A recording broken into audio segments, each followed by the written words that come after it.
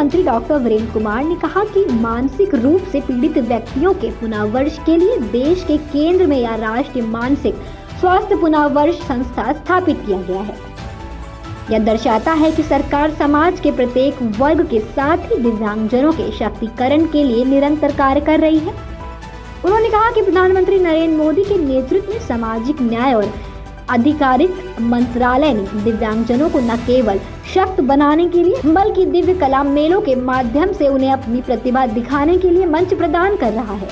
उन्होंने संस्था को मानसिक स्वास्थ्य पुनर्वास के क्षेत्र में प्रगति करते हुए बेहतर सेवाएं प्रदान करने के लिए शुभकामनाएं दी। उन्होंने कहा कि नर सेवा ही नारायण सेवा है। दायित्व मिला, मेरे मन में ये विचार आया कि हम दिव्यांगजनों के लिए शैक्षणिक क्षेत्र में काम कर रहे हैं। सहायक उपकरणों के वितरणों का काम भी मंत्रालय के द्वारा किया जा रहा है, लेकिन इनके आर्थिक सशक्तिकरण के लिए कुछ नया करने की आवश्यकता है। दिव्य कला मेलों की शुरुआत की गई। 2022 में पहला दिव्य कला मेला मैंने दिल्ली में वहां पर मंत्रालय ने लगवाया और वहां से प्रारंभ होने के बाद अब तक लगभग 22 दिव्य कला मेलों का आयोजन देश भर में किया गया। दिव्यांगजन अपने अपने स्थान पर रहकर तरह तरह की वस्तुएं जो बनाते हैं, लेकिन उनके लिए विक्रय के लिए प्लेटफॉर्म उपलब्ध नहीं हो पाता था। कोई गांव में बनाता था, कोई शहर की गली में बनाता था, लेकिन वो अपना सामान बना करके उसको कैसे बेचना, कहां बेचना, उसको समझ में नहीं आता था। दिव्य कला मेलों के माध्यम से जो 22 दिव्य कला मेले अभी तक लगे, अभी हमारा आखिरी दिव्य कला मेला दिल्ली में फिर से लगा था और उस दिव्य कला मेले में अभी तक के सर्वाधिक बिक्री का रिकॉर्ड उस दिव्य कला मेले में टूटा। हमारे बहुत सारे दिव्यांगजन जो सामान बनाकर लाए थे, 10 दिन का वो दिव्य कला मेला लगाया गया था, 7वें दिन उनका सारा सामान बिक गया था, सारा सामान खत्म हो गया था।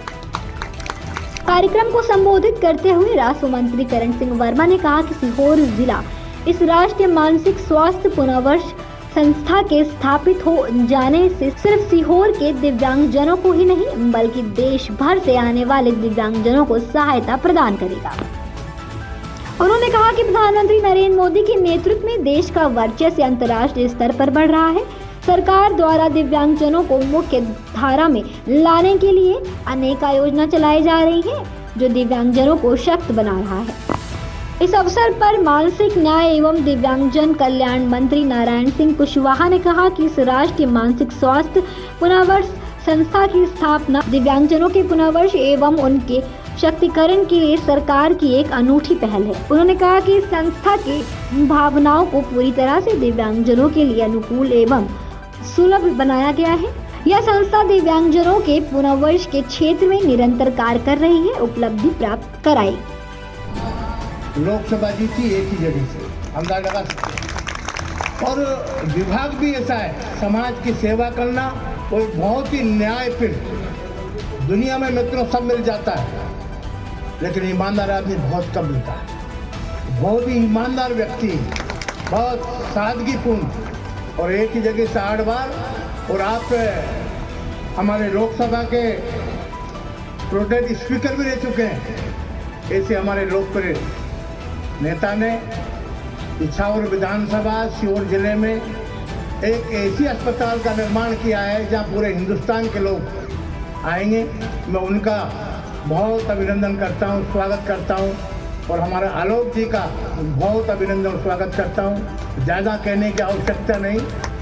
ये ऐसी संस्था है, मैंने देखा है, बड़ा विचित्र व्यक्ति हो जाता है वो। मानसिक रोग के लिए यहाँ स्थापना की है। ये पुनः हमारे बहुत ही लोकप्रिय नेता केंद्रीय मंत्री हमारे खटीक साहब का, हमारे प्रदेश के बहुत ही जोरदार मंत्री काम करने वाले विधानसभा में साथ काम करते हैं, ऐसे हमारे कुशवाहा जी का, यहाँ के लोकसभा हमारे आलोक जी का, मैं इछावर क्षेत्र की भूमि पर उनका बहुत बहुत स्वागत करता हूँ। सबको धन्यवाद, प्रणाम। सीहोर से संवाददाता कन्हैया नाथ की खास रिपोर्ट दस्तक न्यूज़ 24 के लिए।